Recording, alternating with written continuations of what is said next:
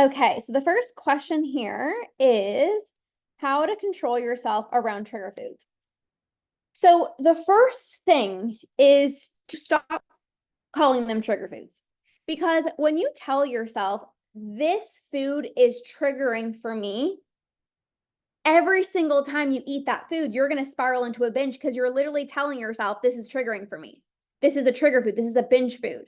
So that's the first thing I would say. Like, you have to drop the verbiage around trigger food. Stop saying this is a binge food. Stop saying this is a trigger food, because for me, and you can drop some of your quote unquote trigger foods down below. For me, when I used to struggle with binge eating, it was like cashews, protein bars, chocolate, my chocolate chip pancakes. And every single time that I would eat them, I'm like, I'm going to binge because I'm eating a trigger food. Even if I didn't have the urge, I literally would spiral into a binge because I was telling myself, you're eating a binge food. You're eating a trigger food. And that's what you do. You always binge on them. So stop telling yourself that. And then also to make foods less triggering, you got to expose yourself to the foods that are triggering for you in order for them to become less triggering. So many people are so scared of having these triggering foods because I can't trust myself. No, I can't do it. I can't trust myself. But then you're always fearing those foods. I use the analogy a lot about like a relationship. So if you never see one of your friends, like if you never see one of your friends, would you trust them?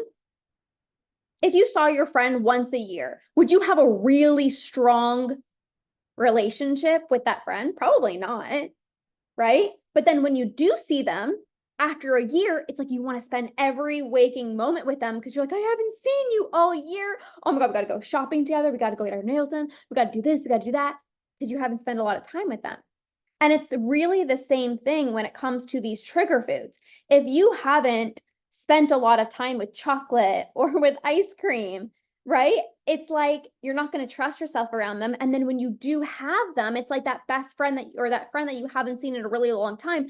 Then it's like you don't have any control. You want to spend every single waking moment with chocolate and cookies and ice cream. So that's what I would say about trigger foods. Foods will become less triggering the more you expose yourself to those foods. Okay. How to stop chocolate cravings? Well, the first thing I would say is cravings are not bad. I crave chocolate all the time. Cravings aren't bad. So that's a reframe. Telling yourself that, like, I can't have chocolate because, oh my God, like, this is bad. Like, I'm doing something wrong. You're not doing anything wrong. Cravings aren't the problem. It's the urges that are the problem.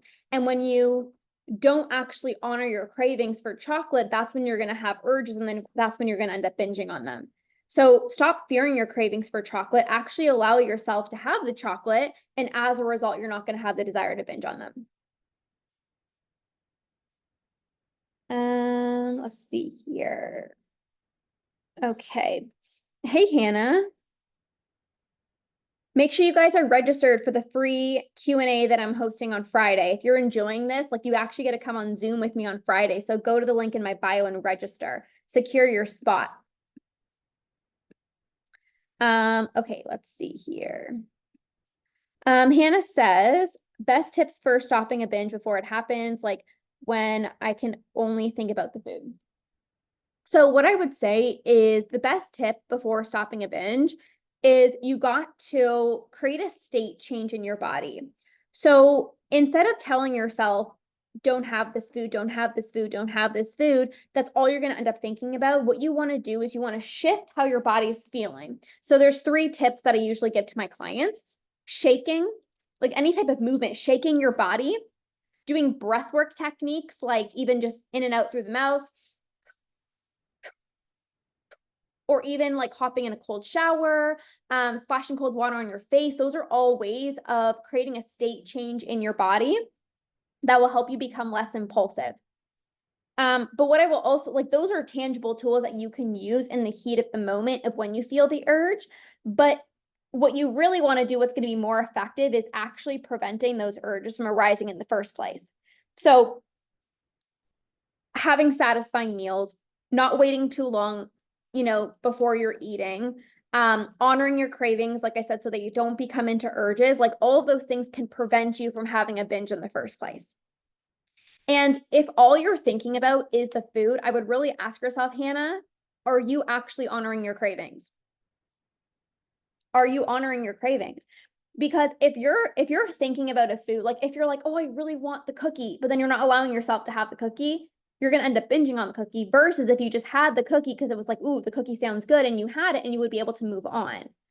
So let me know, Hannah, in the chat, like, do you feel like you're honoring your cravings?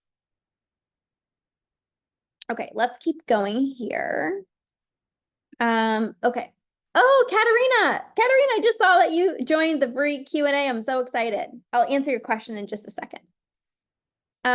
Okay, let's see. The next question is, I feel like a lot of my binging is because of my depression. Well, emotions and how you're feeling can absolutely play a huge role for sure.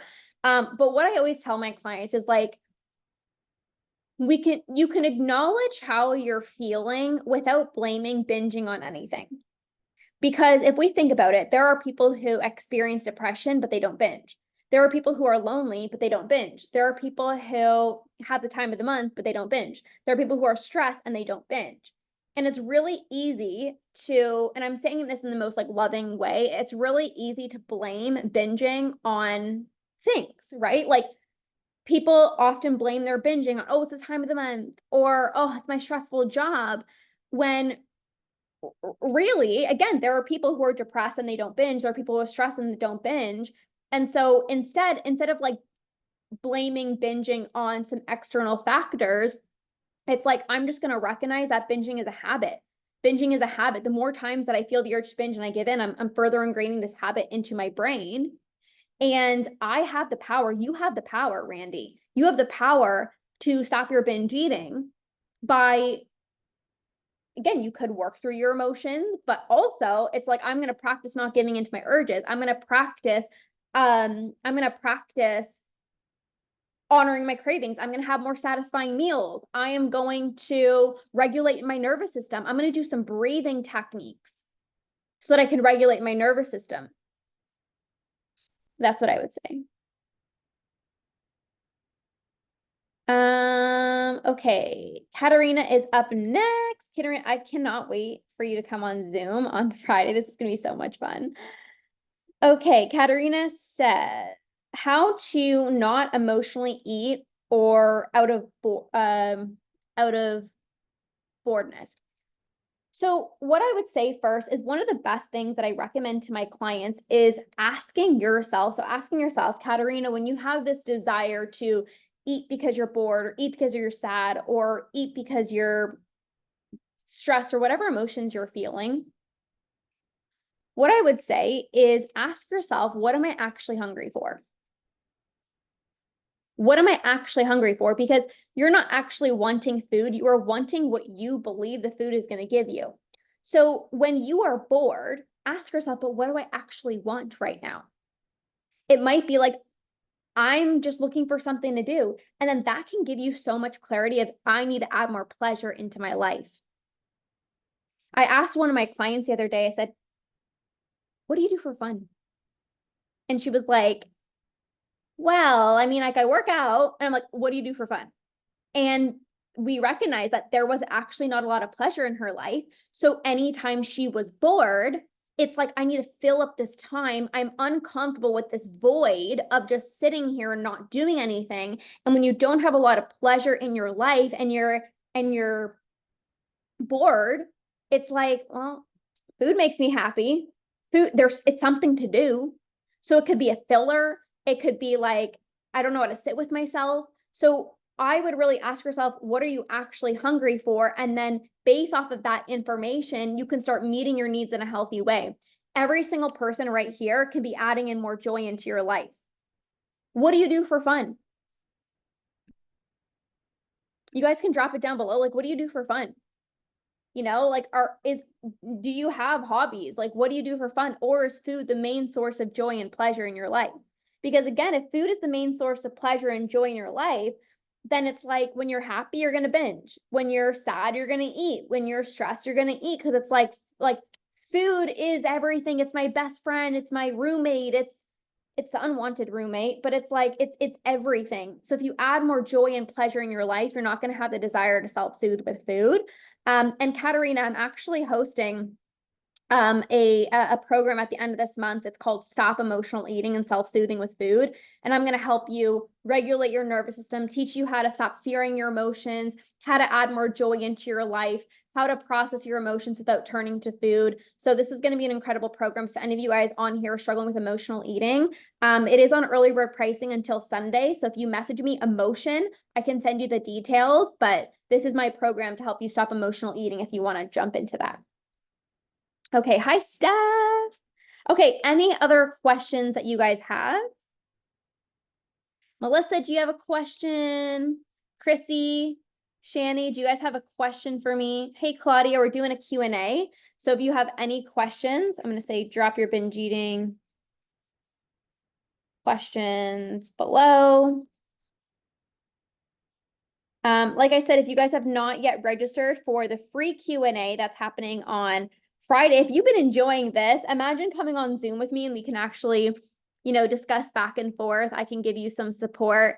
The link is in my bio, so go register. Katerina is registered, which I'm so excited about. I think there's like over 30 of you guys who are registered, so I'm excited. Okay, somebody says, I need help with what?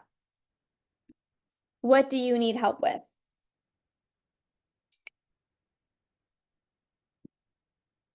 Drop your questions down below. Any other questions? Jorda, Chrissy, Melissa. You can stay on for a little bit longer if there are any other questions.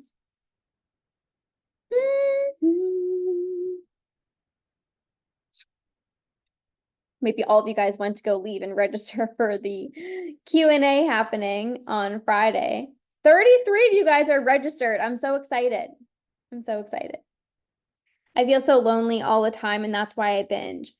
And, it's so interesting because I used to feel lonely all the time as well, too. But that was because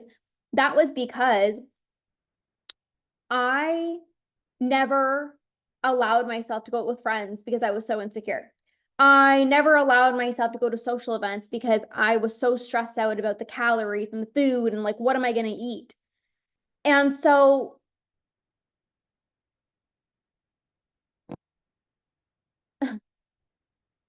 you really got to ask yourself, like,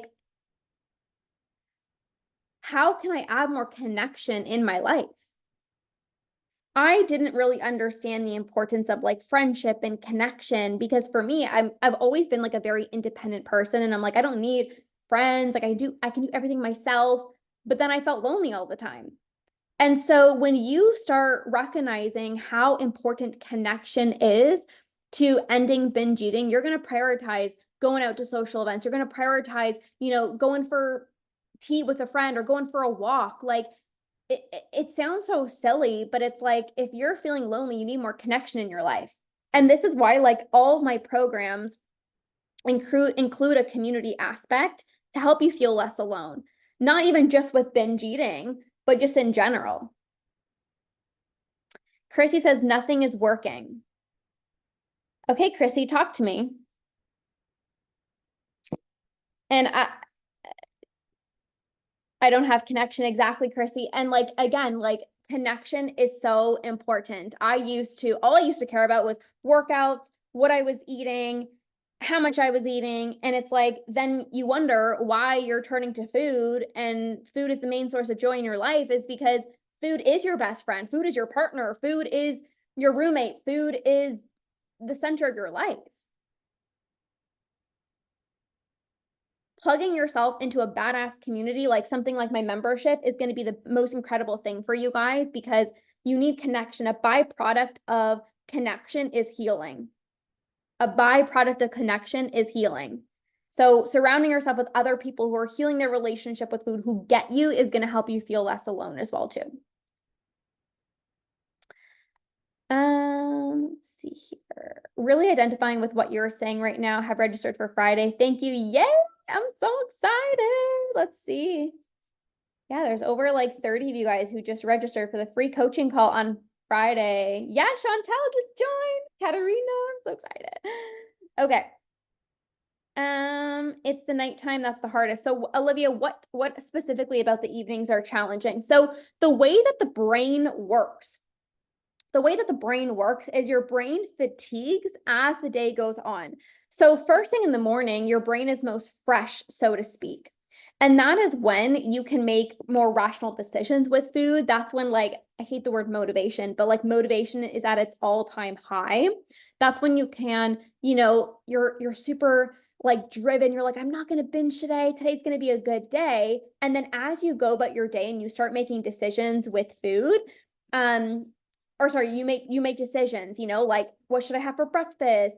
How should I wear my hair? What outfit should I wear? All those decisions that you're making throughout the day, it fatigues the brain. So you can have the best intentions of like, I'm not going to binge tonight. I'm not going to self-soothe with food tonight. But as your brain fatigues, your brain is going to revert to what's easiest and what's most familiar, aka binging and self-soothing with food in the evening, turning your brain off, numbing out. I don't have to think. Your brain is like, I want to take the path of least resistance. What's the easiest path that I can travel? AKA, well, I'm so used to just turning on the TV and going to grab a bag of chips or grabbing some ice cream. And then that's what your brain reverts to. And this is why it's so important to utilize the first like 15 minutes of your day to use brain-based rewiring techniques to reprogram your brain so that you aren't so impulsive with food in the evening. Meditation is really good, breath work. Ari, how old are you? You can drop it down below. Can you talk about weight fluctuating? Yes, in what sense? Like, do you mean like on the journey of healing your relationship with food? Like, what specifically do you want to know about weight fluctuating? What I will say just from your question is, I mean, obviously it's normal, right? People are so terrified of their weight changing, but as you go about life, your weight's not going to be the same. I use this analogy a lot of like your shoe size from like a child to an adult is obviously going to change, and like you don't really think anything about it. You're just like, oh yeah, of course my shoe size change. And then when it comes to like weight, it's like, oh my God, what's wrong with me? Why am I not the same size that I was when I was in grade 5? And it's just like our bodies obviously change, hormones change, and there's different regulations.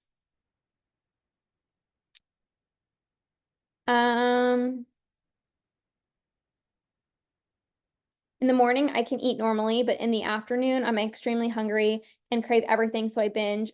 I can't eat just one piece of chocolate. I always eat the whole thing. Okay, this is because you have urges. So if you feel like I can't just have one of something, you've got to get rid of your urges. You got to get rid of your urges. It's not about motivation. It's not about trying harder. It's not about willpower. It's not about distracting yourself. You have these urges that other people who have a healthy relationship with food don't have. So for example, when I used to struggle with binge eating, I couldn't just have one piece of chocolate because I had these urges that made me feel crazy around food. Now I'm 4 years binge free. I can have one piece of chocolate and move on with my day because number one, I've healed my relationship with food. I've gotten rid of my urges. I can trust myself. And also there's no scarcity. There's no like, I can never have chocolate again, so I need to eat the whole box. When you have food rules and you're telling yourself that you can't eat chocolate, you shouldn't be eating chocolate, then you're not going to stop at one. Because why? You're not going to be able to, you're telling yourself you can't have it tomorrow. So your brain's like, this is the only time. This is the only time I'm going to be able to eat chocolate. So there's no way I'm just going to have one. I have to do better tomorrow. I got to get back on my diet tomorrow. So I'm not going to just have one. I'm going to finish the whole box since I already messed up. And then like, well, tomorrow I'm just going to do better. And this is why it's so important to release your food rules and to get rid of your urges.